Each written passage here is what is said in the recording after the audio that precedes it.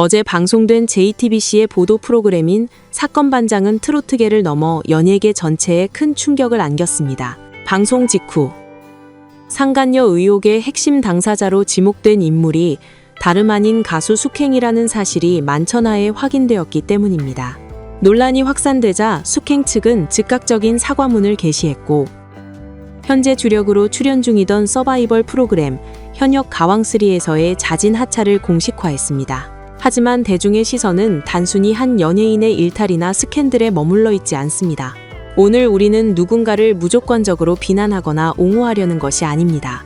도대체 이 인물이 어떤 지난한 과정을 거쳐 지금의 자리까지 올라왔는지, 그리고 그 과정에서 대중에게 주입된 그녀의 이미지와 이번 사건의 실체가 왜 그토록 처참하게 충돌할 수밖에 없었는지를 아주 냉정하고 깊이 있게 파헤쳐 보려 합니다. 먼저 시계를 돌려 가수 숙행의 시작 전부터 면밀히 살펴보겠습니다. 숙행은 데뷔와 동시에 화려한 조명을 받으며 꽃길을 걸었던 스타가 결코 아니었습니다. 그녀는 아주 오랜 시간 동안 이름 없는 무명 생활을 견뎌내야 했고 여러 기획사를 전전하며 생존을 위해 무대에 섰던 전형적인 장기 무명형 트로트 가수였습니다. 대중에게 이름보다 얼굴이 먼저 각인된 적도 없었고 시장을 뒤흔들 만한 메가 히트곡 하나 없이 그저 버티고 또 버티는 삶이었습니다. 그런 그녀에게 인생 일대의 전환점이 찾아온 것은 2019년 TV조선 내일은 미스트로 출연이었습니다. 냉정하게 말해 이 프로그램에서 숙행이 우승 후보로 거론될 만큼 압도적인 주목을 받은 것은 아니었습니다. 하지만 그녀는 실력만큼은 진짜인 참가자. 그리고 절대로 쉽게 무너지지 않는 오뚜기 같은 사람이라는 확실한 인장을 대중의 뇌리에 새기는 데 성공했습니다. 이때부터 숙행에게 부여된 캐릭터는 아주 명확했습니다. 반짝이는 스타가 아니라 진득하게 오래 버틴 사람. 운이 좋아서가 아니라 뼈를 깎는 인내로 여기까지 기어 올라온 사람이라는 서사였습니다. 미스트롯 이후에도 숙행은 하루아침에 톱스타가 되지는 않았습니다. 대신 그녀는 예능과 경연, 관찰 프로그램을 부지런히 오가며 현역이라는 타이틀을 지키기 위해 고군분투했습니다. 이 과정에서 대중의 마음을 움직이는 하나의 강력한 서사가 반복적으로 노출됩니다. 바로 가족. 그 중에서도 아픈 어머니에 대한 지극한 효심이었습니다. 과장된 출연료 논란에 대해 해명하면서 어머니를 모시고 백화점 명품관에 갔다. 부모님께 효도했다는 일화들은 단순한 미담을 넘어 숙행이라는 사람을 정의하는 대표적인 브랜드가 되었습니다. 그녀가 대중에게 던진 메시지는 명확했습니다. 나는 나 혼자 잘 먹고 잘 살려고 이 바닥에서 버틴 게 아니다. 아픈 부모를 책임지기 위해 이 악물고 버텼다. 실제 방송에서도 그녀는 수차례 결혼보다 내 커리어가 우선이다. 아이를 낳느니 히트곡을 하나 더 낳겠다라는 말을 서슴없이 해왔습니다.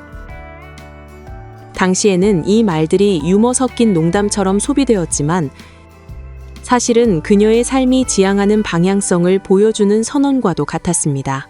그녀는 스스로를 가수라는 직업 하나로 온 가족을 먹여 살려야 하는 가장으로 규정해 왔던 것입니다. 그렇기에 연애는 공개해도 결혼은 늘 유보되었고 모든 이성관계는 깔끔하게 정리된 상태로 마무리되는 것처럼 보였습니다.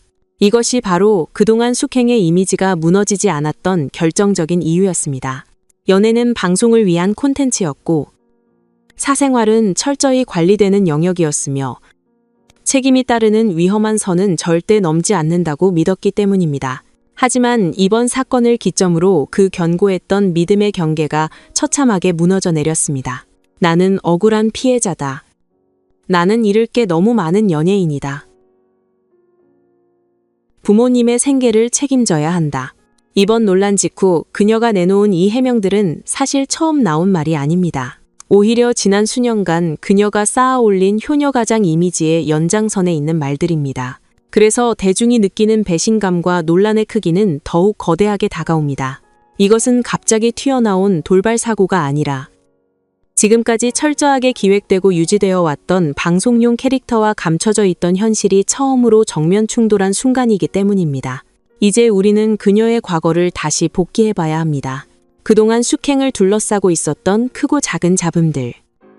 그것들이 정말 단순한 해프닝에 불과했는지, 아니면 훗날 터질 대형 사고를 예고하는 경고 신호였는지 말입니다. 과거 논란들을 되짚어 볼 때 가장 중요한 핵심은 이것입니다. 큰 사고가 터지기 전에는 언제나 작은 전조 증상들이 존재했다는 점입니다. 물론 숙행의 과거 논란들이 법적인 처벌을 받아야 하거나 치명적인 범죄 스캔들은 아니었습니다. 대부분은 말의 수위가 조금 높거나 이미지 관리에 실패했거나 대중의 인식에 작은 균열을 내는 정도에 가까웠습니다. 하지만 문제는 그 균열이 계속해서 같은 방향을 가리키고 있었다는 점입니다. 가장 먼저 떠오르는 것은 2019년 미스트롯 직후 불거진 출연료 논란입니다. 숙행은 자신의 출연료가 실제보다 부풀려졌다며 억울해했지만 그 해명의 끝에 어머니를 모시고 명품관에 가서 일시불로 결제했다는 말을 덧붙였습니다. 웃자고 한 말이었겠지만 이때부터 대중은 혼란을 느낍니다. 생존을 위해 버티는 짠한 가수와 명품을 일시불로 긁는 플렉스 가수라는 상반된 이미지가 동시에 덧씌워진 것입니다. 대중은 그녀에게 동정심을 느끼면서도 동시에 그래도 연예인이라 꽤 잘 버는구나라는 이중적인 인식을 갖게 되었습니다. 두 번째이자 가장 치명적인 복선은 결혼과 연애를 대하는 태도였습니다. 아이 대신 히트곡을 낳겠다는 말은 당당한 커리어 우먼의 상징처럼 보였습니다. 하지만 시간이 흐르면서 이 말은 독립적인 여성이 아니라 관계에 대해 책임은 지지 않으면서 즐기기만 하겠다는 가벼운 태도로 오해될 소지를 남겼습니다. 각종 연애 예능에 출연해 소개팅을 하고 데이트를 즐기고 손을 잡고 걷고 심지어 상견례를 연상시키는 장면까지 연출했지만 결말은 늘 현재는 아니다. 정리되었다였습니다. 이런 패턴이 반복되면서 숙행에게는 연애는 전시하지만 그 관계의 무게는 짊어지지 않는 사람이라는 인식이 차곡차곡 쌓였습니다. 특히 연애에 맛이 든 이 출연 당시 결혼 정년기에 대한 압박을 토로하면서도 연애에서 제일 중요한 건 뽀뽀라며 키스 이야기를 자연스럽게 꺼내는 모습은 예능적으로는 재미있었을지 몰라도 그녀를 가벼운 사람으로 보이게 만들었습니다. 송가인과의 과거 인연을 언급하며 만취 상태라 기억을 못했다고 고백한 일화 역시 마찬가지입니다. 술, 스킨십, 가벼운 만남, 이 모든 키워드들이 하나로 뭉쳐지면서 숙행은 조심성 많은 가수가 아닌 솔직함을 핑계로 경계 없이 행동하는 캐릭터로 굳어졌습니다. 그래서 이번 상간 소송 사건이 터졌을 때 사람들은 팩트 체크를 하기도 전에 그럴 수도 있겠다라는 판단을 무의식 중에 내리게 된 것입니다. 이것이 이번 논란이 걷잡을 수 없이 빠르게 번진 근본적인 원인입니다. 여기에 기름을 부은 것은 의상 논란이었습니다. 미스트롯 콘서트 제작 발표회에서 그녀는 선정적 의상 논란에 대해 나는 절제하려고 노력했다. 어떤 사람은 뭘 입어도 야해 보인다라는 발언을 했습니다. 본인은 의도치 않았다는 해명이었겠지만 결과적으로는 불필요한 오해를 낳았습니다. 이 발언 이후 숙행은 노래 실력보다 의상, 태도, 캐릭터로 더 자주 입방아에 오르내리게 되었습니다. 중요한 것은 그녀는 항상 논란이 생길 때마다 적극적으로 해명했고 그 해명이 틀린 말은 아니었지만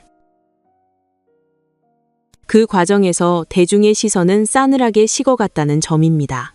억울한 사람에서 말이 많은 사람으로 노래하는 가수에서 가십을 몰고 다니는 캐릭터로 변질되었습니다. 이번 사건에서도 나는 피해자다라는 그녀의 외침이 공허하게 들리는 이유는 과거부터 쌓여온 이러한 이미지의 축적 때문입니다. 대중은 더 이상 그녀의 말을 있는 그대로의 진실로 받아들이지 않습니다. 이제 현재 시점으로 돌아와 사건의 핵심을 짚어보겠습니다. 많은 사람들이 궁금해합니다. 왜 하필 연예 뉴스가 아닌 JTBC 사회부 프로그램인 사건반장이었을까요? 답은 명쾌합니다. 이 사안은 단순한 연예계 가십이 아니라 민사소송과 법적 책임이 걸린 명백한 사건이기 때문입니다. 사건반장은 뜬 소문을 다루는 곳이 아닙니다. 실제 소송 제기, 변호사 선임, 그리고 CCTV 영상과 동거 정황이 담긴 문자 내역 등 구체적인 물증이 확보되었기에 보도가 가능했습니다. 방송 초반에는 익명으로 보도했지만 종편 경연 프로 출신, 현역 가왕 출연 중이라는 단서들은 사실상 실명을 공개한 것이나 다름없었습니다. 특히 엘리베이터에서 남성과 자연스럽게 스킨십을 하고 동거를 암시하는 정황들은 여론을 완전히 돌려세우는 스모킹 건결정적 증거이 되었습니다. 숙행 측이 결혼까지 약속했고 부모님께 인사도 드렸다라고 해명한 것은 오히려 독이 되었습니다. 이 말은 상대방이 배우자가 있는 유부남임을 인지하고도 만남을 지속했다는 것을 스스로 시인하는 꼴이 되었기 때문입니다. 이 순간부터 사건의 본질은 불륜이냐 아니냐를 넘어 가정이 있는 사람과 어디까지 깊은 관계를 맺었느냐는 도덕적 책임론으로 확장되었습니다. 마지막으로 이 사건이 왜 숙행 개인의 하차로 끝나지 않고 현역 가왕3 전체를 뒤흔들고 있는지 살펴보겠습니다. 트로트라는 장르는 다른 어떤 음악 장르보다 신뢰, 가족, 정서적 유대감을 중요하게 여깁니다. 시청자층인 중장년층에게 사생활 리스크, 특히 가정 파탄과 관련된 이슈는 용납할 수 없는 영린과도 같습니다. 현역 가왕이라는 프로그램의 타이틀은 단순히 노래 잘하는 사람을 뽑는 것이 아니라 대한민국을 대표할 만한 품격과 서사를 갖춘 국가대표를 뽑는 자리입니다. 이미 공정성 시비나 편집 논란으로 예민해져 있는 시청자들에게 출연자의 상간 소송 이슈는 프로그램의 근간을 흔드는 치명타입니다. 제작진 입장에서는 선택의 여지가 없었을 것입니다. 숙행을 안고 가기에는 프로그램 전체가 매도당할 위험이 너무 컸기에 자진 하차라는 형식을 빌려 손절할 수밖에 없었던 것입니다. 숙행이 빠진 자리는 단순히 한 출연자의 공백이 아닙니다. 이 프로그램이 출연자를 검증하는 시스템에 구멍이 뚫렸다는 것을 보여주는 상처로 남을 것입니다. 결론적으로 숙행은 하루아침에 운이 나빠서 무너진 것이 아닙니다. 오랫동안 아슬아슬하게 지켜왔던 방송용 이미지와 현실의 삶 사이의 경계선이 이번 소송을 계기로 완전히 붕괴된 것입니다. 그녀는 늘 선의 가장자리에 서 있었고 대중은 불안한 시선으로 그녀를 지켜봐 왔습니다. 그리고 결국 대중이 우려했던 그 선을 넘는 순간 그동안 쌓아올린 모든 서사와 노력은 물거품이 되었습니다. 이번 사건은 단순히 한 가수의 몰락을 넘어 연예인이 가진 공적 책임과 사생활의 무게가 얼마나 무거운지를 보여주는 잔혹한 사례로 기록될 것입니다.